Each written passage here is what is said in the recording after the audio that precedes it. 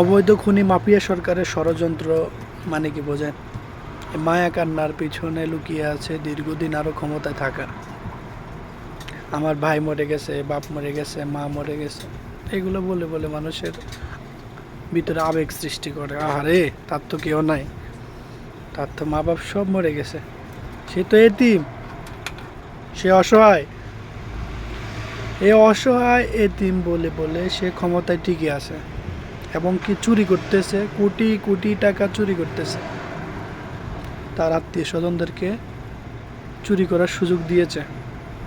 আর সাধারণ মানুষ, আমি আর আপনি যারা আছে, আমাদেরকে চুষে চুষে খাচ্ছে, আমাদেরকে অমানবিক নির্যাতন করতেছে। আমরা আজকে দেখেন বাংলাদেশের প্রত্যেকটা সেক্টরে দ্রব্যমূল্য ঊর্ধ্বগতি। 60 টাকা 70 টাকার নিচে কোনো তরকারি নাই। প্রত্যেকটা খাবারের পণ্যর দাম 100 টাকার উপরে, মিনিমাম 100 টাকার নিচে নাই। আমার আর আপনার আয় কত সেটা হিসাব করুন। এগুলো কেন দাম বাড়ছে জানেন? এগুলো তার আত্মীয় স্বজন যারা বসাইছে, বিভিন্ন রাজনৈতিক মন্ত্রী, সচিব পর্যায়ে কিংবা আমলা কামলা অথবা রাজনৈতিক নেতা, তারা সিন্ডিকেট করে ফেলে।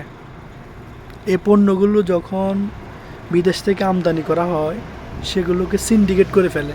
সিন্ডিকেট করে টাকা বেশি পাওয়ার জন্য সিন্ডিকেট করে মালগুলো ধরে রাখে। তখন বাজার অস্থিতিশীল হয়ে যায়।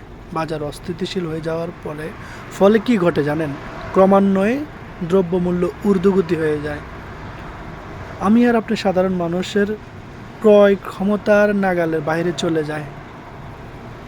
গরিবেরা, কৃষকেরা তাদের ন্যায্য মূল্য পায় না। তারা ঠিকই ওই কম দামে বিক্রি করে বাজারে। বিক্রি করার আগে সিন্ডিকেটেরা হস্তক্ষেপ করে পণ্যগুলো ক্রয় করে এগুলো মজুদ রেখে ক্রমান্বয়ে দামটা বেড়ে যায়। যার ফলে এই অসাধু ব্যবসায়িক যারা আছে তাদেরকে সুবিধা দিচ্ছে এই মাফিয়া সরকার। তাদেরকে সুবিধা দিয়ে ক্ষমতা সে টিকে আছে। এগুলো আবেগ ভাই। তার মতো মুনাফিক, তার মতো ফেরাউন পৃথিবীর মধ্যে আর আসবে কিনা জানি না। এত বড় হিটলার সে, এত বড় জালিম আর পাবেন না। মানুষের সাথে কতবার সিটারি করতেছে, মিথ্যা কথা বলতেছে, কতগুলো মানুষ মেরে ফেলছে ভাই। হেফাজত ইসলামের কতগুলো আলেমদেরকে মেরে ফেলছে। বাংলাদেশ হেফাজত ছাড়াও তো অনেক আলেম, সাধারণ মানুষ পার্টিসিপেশন করছে শাপলা চত্বরে, তাদেরকে মেরে ফেলছে ভাই। তারা কি সরকার পতন আন্দোলন করছে? না, তারা ন্যায্য দাবি নিয়ে আন্দোলন করেছিল।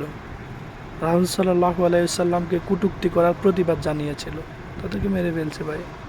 2018 সালে কোটা আন্দোলন করে কতগুলো সাধারণ মানুষকে হত্যা করেছে। সেম টাইম 2024 সালে এসে কতগুলো সাধারণ মানুষ প্লাস ছাত্রছাত্রী মেরে ফেলছে ভাই। তাদের দাবি কী ছিল? তাদের দাবি ছিল মেধার ভিত্তিতে আমাকে সরকারি চাকরির নিয়োগ দাও। এক একটা স্টুডেন্টের পিছনে, শিক্ষার্থীর পিছনে বাবা আমার কত টাকা শ্রম, কত কষ্ট করে ভাই খেয়ে না খেয়ে তাদেরকে পড়াশোনা করাইছে। দিন মজুরে বাবা কত আশা করে পড়াশোনা করাইছে, তার ছেলে একটা ভালো চাকরি পাবে, তাদের ফ্যামিলির হাল ধরবে। এটা করতে দেয়নি সে মাফিয়া সরকার। সে চেয়েছিল এই কোঠার নামে অজুহাত দিয়ে কোঠা বসাইয়া সে নিজস্ব লোকগুলো বাংলাদেশের গভর্নমেন্ট চাকরিতে ঢুকিয়েছিল। এগুলোর প্রতিবাদ হয়েছিল।